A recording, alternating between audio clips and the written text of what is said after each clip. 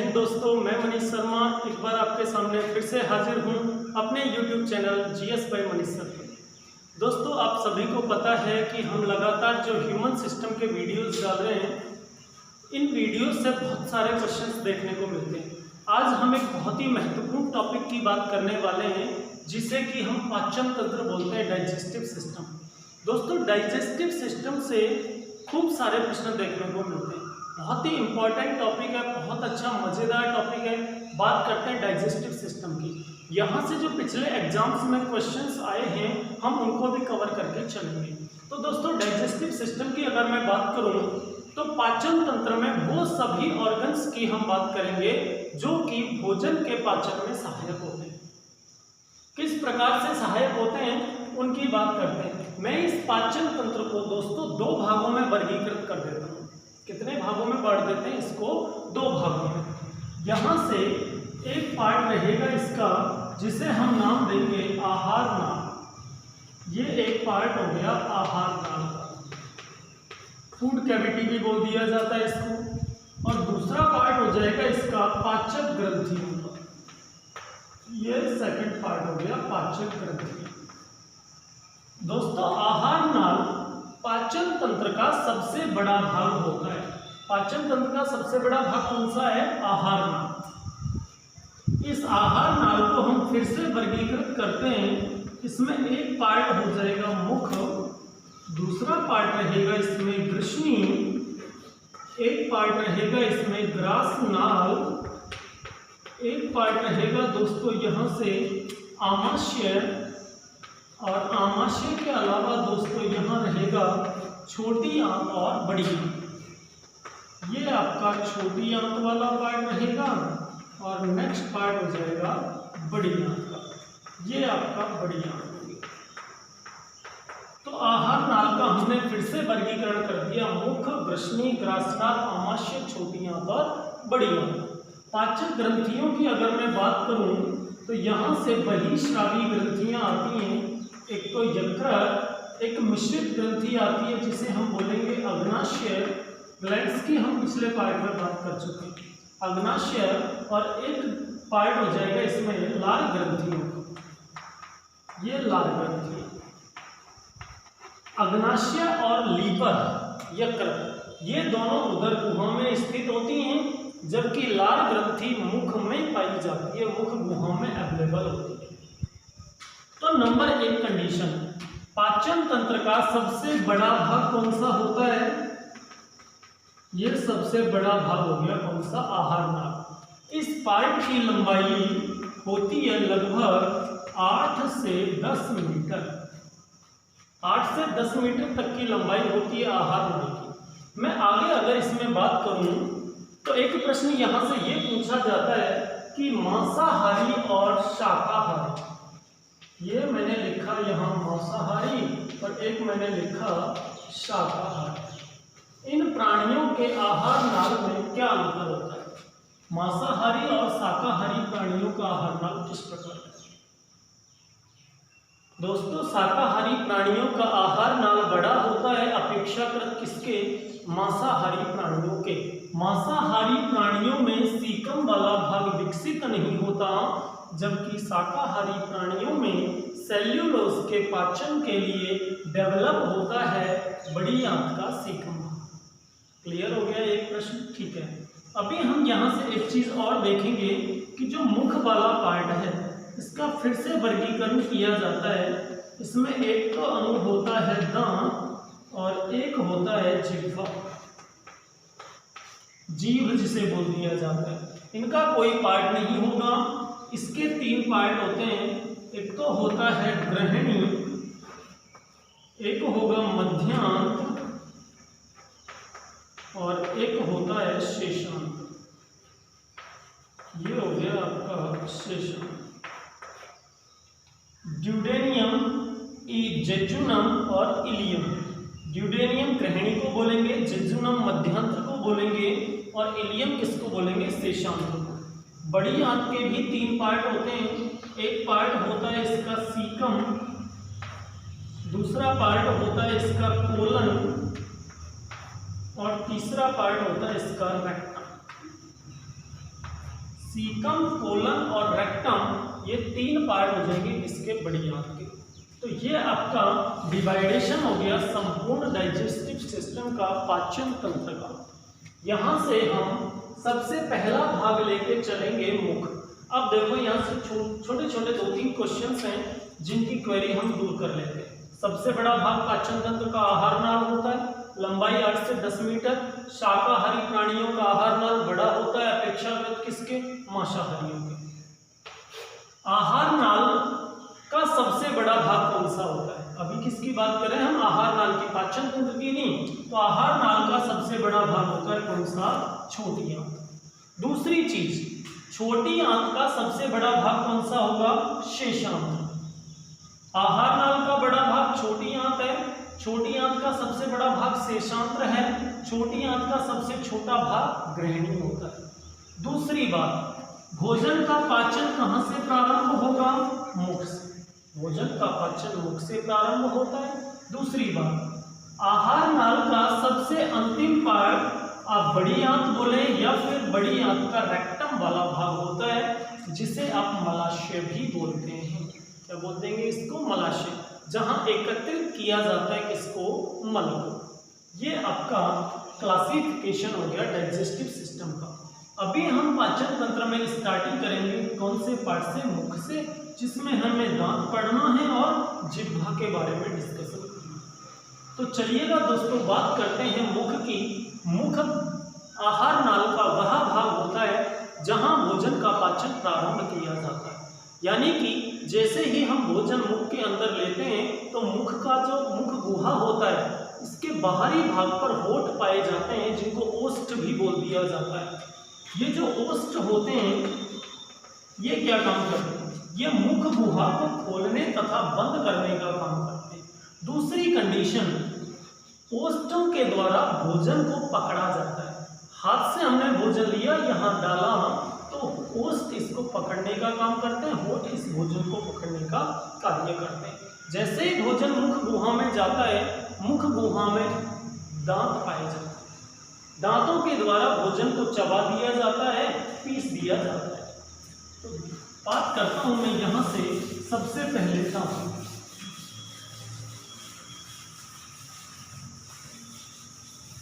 तो आप सभी लोग जानते हैं जो हमारे दांत हैं, इनको हम कितने भागों में वर्गीकृत करते हैं, दांत, टीथ। सबसे पहले मैं आपको बता दूं, हमारे मुख में 32 दांत पाए जाते हैं। अब इसकी 3 कैटेगरीज होती हैं। एक तो मैं बात करूं बच्चे की, एक मैं बात करूं युवक की, और एक मैं बात करूं वयस्क की। इन दोनों का अंतर भी स्पष्ट करेंगे। बच्चे में दांतों की संख्या 20, एक युवक में दांतों की संख्या होती है 28, और एक वयस्क व्यक्ति में दांतों की संख्या होती है 32। ये वाले जो दांत हैं अस्थायी दांत होते हैं, युवक में 28 हो जाते हैं, जबकि जैसे ही आयु 18 से 25 वर्ष की होती है, 18 से 25 वर्ष की आयु में ये 4 दांत निकलना प्रारंभ होते हैं। इन 4 दांतों को अक्कल दांत बोल दिया जाता है। क्या नाम दे देंगे हम इन दांतों को, अक्कल दांत। कब निकलते हैं ये, 18 से 25 की आयु में निकलना प्रारंभ हो जाता है। किसी में 18, 19, 20 में निकल जाते हैं, बहुत सारे लोगों में 25 तक निकलते हैं। तो ये तो हो गई इनकी काउंटिंग दांतों की। दूसरी बात, अब इन दांतों को, ये जो 32 दांत हैं, इनको प्रकृति के आधार पर, किसके आधार पर, प्रकृति के आधार पर 2 भागों में बांटा गया। कौन कौन से हो जाएंगे, एक पार्ट रहेगा इसका अस्थायी दांत, और दूसरा हो जाएगा स्थायी दांत।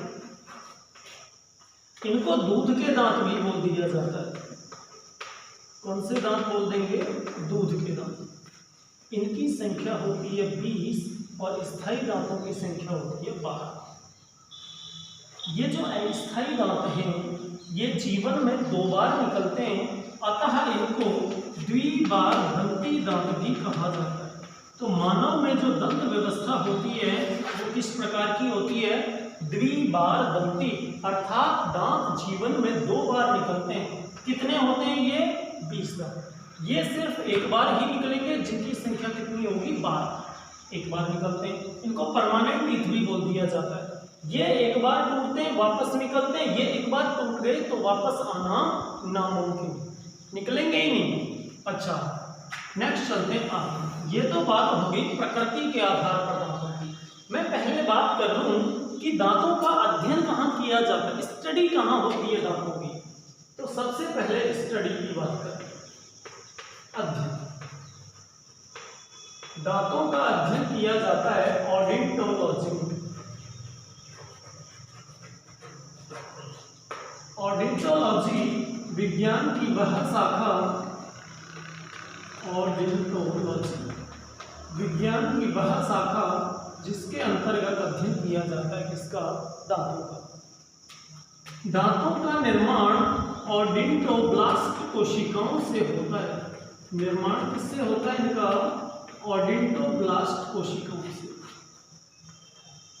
ऑडिंटोब्लास्ट सेल्स, कोशिकाएं मिलकर निर्माण करती हैं दांतों का। तो ऑडिंटोब्लास्ट कोशिकाओं में जब वृद्धि होती है, कई बार ये अधिक बार वृद्धि कर जाती हैं, तो क्या होता है? दांतों की संख्या अधिक हो जाती है। ऊपर नीचे जो दांत हो जाते हैं कई बार, वो ऑडिंटोब्लास्ट सेल्स की वजह से।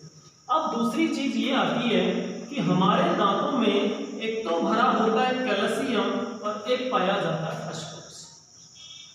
कैल्शियम तथा फास्फोरस की उपस्थिति के कारण हमारे दांत कठोर, मैं मजबूत बोलूँ ना कि कठोर, हमारे दांत कैसे होते हैं? मजबूत होते हैं तथा सुरक्षित होते हैं। कैल्शियम इनको मजबूती प्रदान करता है और फास्फोरस करता है दांतों की सुरक्षा। दूसरी कंडीशन आती है इसमें कि दांतों के ऊपर शरीर का सबसे कठोर पदार्थ चढ़ा होता है, जिसे इनेमल बोल दिया जाता है। दांतों के ऊपर क्या चढ़ा होता है? शरीर का सबसे कठोर पदार्थ इनेमल, जो दांतों को कठोर बनाता है। सॉलिड स्टेज जो मिलती है इनको, इसकी वजह से, इनेमल की वजह से। शरीर का सबसे कठोर पदार्थ भी होता है, ये ध्यान रखना है। अच्छा, दांतों में जल की मात्रा सबसे कम, किसकी मात्रा सबसे कम होती है? जल की मात्रा सबसे कम होती है। ठीक है, आगे बात कर लेते हैं और क्या काम आते हैं दांत। अब मैं बात करूं दांतों को कार्य के आधार पर बांटने की। तो कार्य के आधार पर दांतों को हम 4 भागों में वर्गीकृत करेंगे। आपने इन चारों का नाम पढ़ भी रखा होगा, कृतनक, रदनक, अग्र चवर्णक और चवर्णक।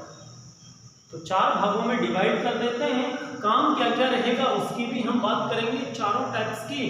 तो सबसे पहले मैं बात कर लेता हूं, इनके 4 भाग लेते हैं। नंबर 1 पार्ट कृतनक, दूसरा आएगा रदनक, तीसरा आएगा इसमें अग्रचवर्णक और नंबर 4 आएगा इसमें चवर्णक। इनको बोला जाता है इंसाइजर, इनको बोला जाता है कैनायन, इनको बोला जाता है प्री मोलर और इनको बोला जाता है मोलर। तो 4 टाइप्स हो गए, इंसाइजर, कैनायन, प्रीमोलर और मोलर। इंसाइजर जो दांत होते हैं ये भोजन को काटने तथा कुतरने का कार्य करते हैं। उनका काम क्या होता है? भोजन को काटने कुतरने का कार्य करते हैं। जबकि रदनक जो दांत होते हैं ये भोजन को चीरने फाड़ने का कार्य करते हैं। ये चीरने फाड़ने का काम हो गया। अग्र चवर्णक और चवर्णक दोनों दांतों का काम होता है भोजन को चबाना एवं पीसना। भोजन को चबाने तथा पीसने का कार्य किया जाता है अग्र चवर्णक और चवर्णक के द्वारा। काटने और कुतरने का जो काम किया जाता है कृतनक के द्वारा। ये वाले दांत चूहों में अधिक विकसित होते हैं। किसमें अधिक विकसित होते हैं? ये चूहों में। जबकि रदनक दांत मांसाहारी प्राणियों में अधिक विकसित होते हैं। ये किसमें डेवलप रहेंगे? मांसाहारियों में, क्योंकि चीरने फाड़ने का काम किसका होता है? मांसाहारियों का होता है। ये प्री मोलर और मोलर तो सब में डेवलप होंगे ही होंगे, क्योंकि भोजन को चबाना पीसना सबका कार्य होता है। मैं यहाँ से एक कंडीशन और आपकी क्लियर कर देता हूँ कि कृतनक वाले जो दांत होते हैं ये जीवन में सबसे पहले निकलते हैं। जीवन में सबसे पहले निकलने वाले दांत कौन से होते हैं? ये होते हैं कृतनक, जो कि फ्रंट में होते हैं, एकदम सामने होते हैं। मैं आपको इसका एक हल्का सा डायग्राम दे देता हूँ। ये आपके मैंने कुछ दांत यहाँ बनाए। ये ऊपरी जबड़ा मानो, इसको निचला वाला जबड़ा मानो। तो ये फ्रंट के जो 4 दांत हैं ये कौन से हैं? कृतनक। इनके तुरंत पास में ही यहाँ होते हैं थोड़े से नुकीले टाइप के, इनको बोला जाता है रदनक। और इसके बाद इस प्रकार से जो दांत होंगे इनको नाम दिया जाता है क्या? प्रीमोलर और मोलर। ऐसे ही होंगे। एक ये निचले जबड़े के हो जाएंगे, एक ऊपरी जबड़े के हो जाएंगे। ठीक है, तो सबसे पहले जीवन में कौन से दांत निकलते हैं? कृतनक निकलते हैं। कौन सी आयु में निकलना प्रारंभ हो जाते हैं? लगभग 6 माह की आयु में ये निकलना प्रारंभ हो जाते हैं। अब ये एग्जैक्ट क्राइटेरिया नहीं कि 6 महीने में ही निकलेंगे। कुछ बच्चों में ये 6 महीने से, जिससे कि 5 महीने में निकलने लगे, किसी में 8 महीने में निकले या 6 महीने के बाद निकले। ये औसतन क्राइटेरिया है 6 मंथ का। तो 6 मंथ में ये निकलना प्रारंभ हो जाते हैं, सबसे पहले यही निकलते हैं। दूसरी कंडीशन ये कि यहाँ ऐसा कोई क्राइटेरिया नहीं होता कि नीचे वाले दांत पहले निकलेंगे या ऊपर वाले, लेकिन ये जरूर है कि जो निकलेंगे वो कौन से होंगे?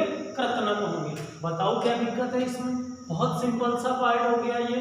ठीक है, अब हम यहाँ से आगे बढ़ते हैं दांतों में कि कृतनक, रदनक, अग्र चवर्णक और चवर्णक की संख्या कितनी होती है। तो इनकी संख्या ज्ञात करने के लिए मैं आपको यहाँ एक चीज और बता दूं, जिसे बोल दिया जाता है दंत सूत्र। डेंटल फॉर्मूले की हम बात करें तो ये होता है ICPMM बटे ICPMN का मल्टीप्लाई कर दिया जाता है कितने से? 2 से। ICPMM बटे ICPMN। ये इंसाइजर ऊपरी जबड़े के, निचले जबड़े के, ये कैनाइन, ये प्रीमोलर और ये कौन से हैं? मोलर वाले। अब मैं बात करूं एक वयस्क व्यक्ति जिसमें कितने दांत बात की थी हमने? 32 की। तो इसके लिए डेंटल फॉर्मूला हो जाएगा 2123 बटे 2123। जितने ऊपर होंगे उतने ही कहाँ होंगे? नीचे। तो इंसाइजर दांतों की संख्या कितनी हो गई? यहाँ 2 + 2 4, 4 का गुणा 2 से किया 8। कैनाइन की मैं बात करूं 1 और 1 2, 2 का गुणा 2 से किया 4। प्रीमोलर की मैं बात करूं तो इनकी संख्या 4 × 2 8, और मोलर की अगर मैं बात करूं तो मोलर दांतों की संख्या भी कितनी हो जाएगी? यहाँ 12। तो 8 4 8 12 ये दांतों की संख्या हो जाएगी। सेकंड,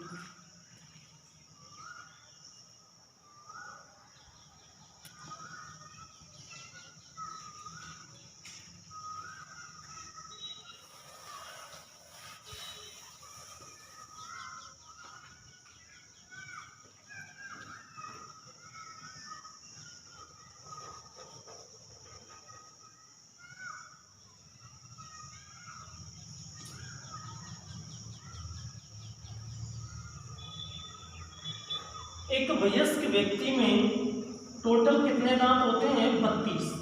तो यहाँ से इसके लिए डेंटल फॉर्मूला होगा 2123 बटे 2/1/2 का मल्टीप्लाई कर दिया कितने से, 2 से।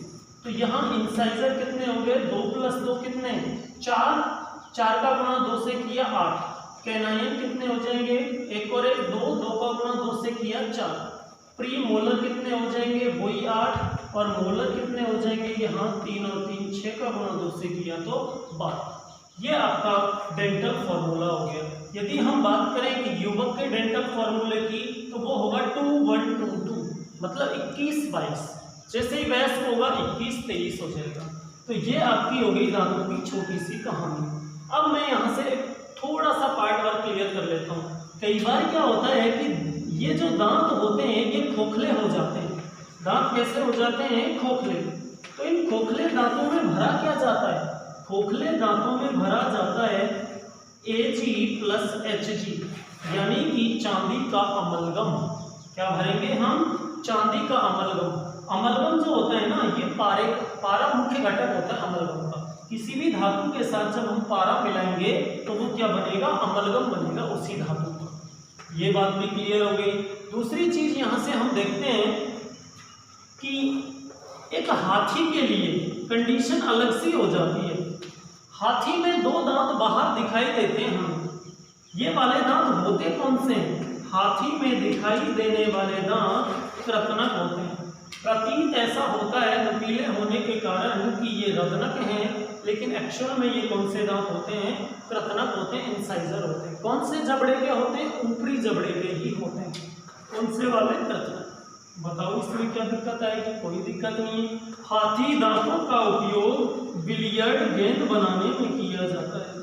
इसमें करते हैं इनका यूज, बिलियर्ड गेंद बनाने में यूज लिया जाता है। किसका, हाथी दांतों का। ये आपका दांत का पार्ट होता है कंप्लीट। हम पाचन तंत्र को आगे कवर करेंगे दूसरे भाग में। आपका ये पहला पार्ट आज कंप्लीट होता है। यदि आपको इस टॉपिक से संबंधित कोई समस्या आती है तो आप कमेंट बॉक्स में कमेंट डाल सकते हैं। और दूसरा, यदि आपको हमारा वीडियो अच्छा लगे तो आप इसे लाइक करें, शेयर करें, सब्सक्राइब करें। जय हिंद दोस्तों।